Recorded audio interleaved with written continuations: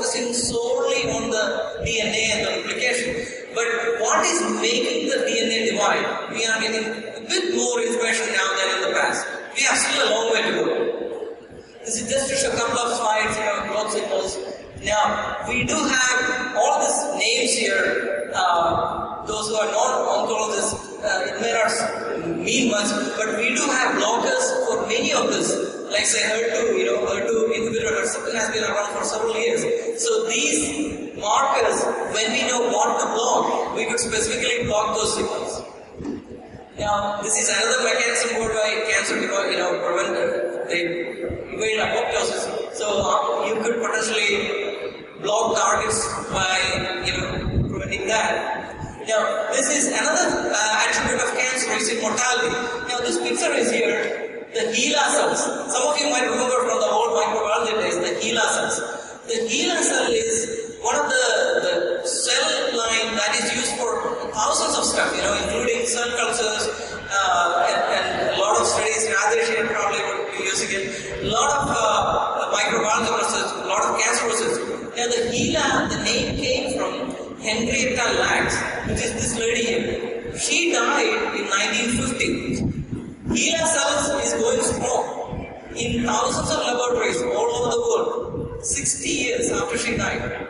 So, immortality, that really shows you cancer cells are really immortal. So, even though the patient is long dead, but cells are growing strong in multiple laboratories. Now, we do know some of the pathways that make you immortal. Now, we could potentially block them as a part of cancer treatment. And the other thing is metastasis, which again is the hallmark of cancer, and some of the pathways that are important in the metastasis. Now, this is, a RAF pathway. Let me just show you why these are important. We do have something called a RAF inhibitor, a BRAF inhibitor for malignant melanoma. If you remember your old medical oncology part, melanoma is a chemo-resistant disease. They don't respond to chemotherapy. You can give anything you throw them. They really don't. Whereas patients who have the RAF inhibitor, this is what happens. You see the PET scan just 2 weeks after the RAF inhibitor. You can see a dramatic difference. So when you selectively target what is wrong with the cancer, rather than putting everybody on chemotherapy or standard chemotherapy, so giving them RAF inhibitor in the patients who do have the RAF mutation, you can see very dramatic difference in a very short time. Now, this is the time when you I don't mind if you guys throw some tomatoes at me, because this is really way out there. Okay, so far whatever I have told you has some serious science behind it and could potentially come true. Now, this is really fun time.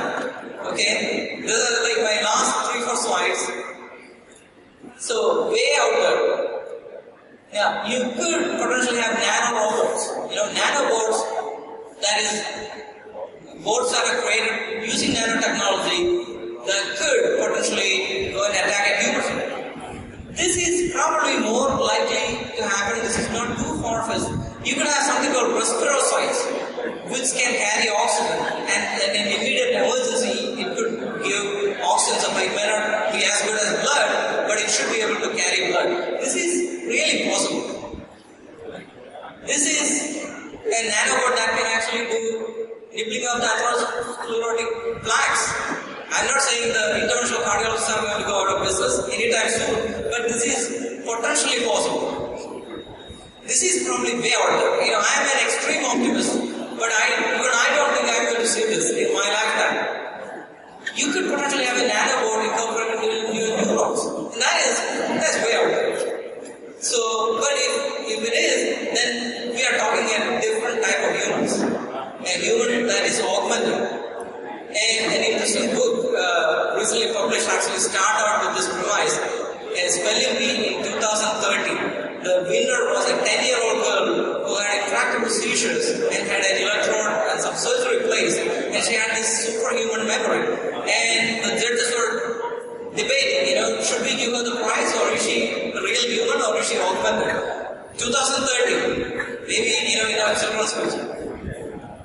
Now, this is again the last slide here, the really big picture. And so, The epoch 1 is where the information is stored in physics, in chemistry. Then the DNA evolves, information stored in DNA. Then brain evolves. This is where we are. Now information stored in brains. Then technology evolves. Now, initial technology like the Industrial Revolution augmented our physical strength. Now, when the technology evolves, that can actually augment our mental strength. Just imagine what you could achieve, what you can attain. Now, as somebody from 17th century seeing like the Burj Khalifa, the Dubai top building, would think that is built by superhumans because they don't know Industrial Revolution. So we don't know what could happen if there is, like say 2040, augmented humans. What they will be able to do. We don't know that. Interesting. If we live long enough, it will be interesting to watch. Anyway, so this is my last slide. Whatever happens will be an interesting time to me. Thank you. Thank you so much, sir. Now,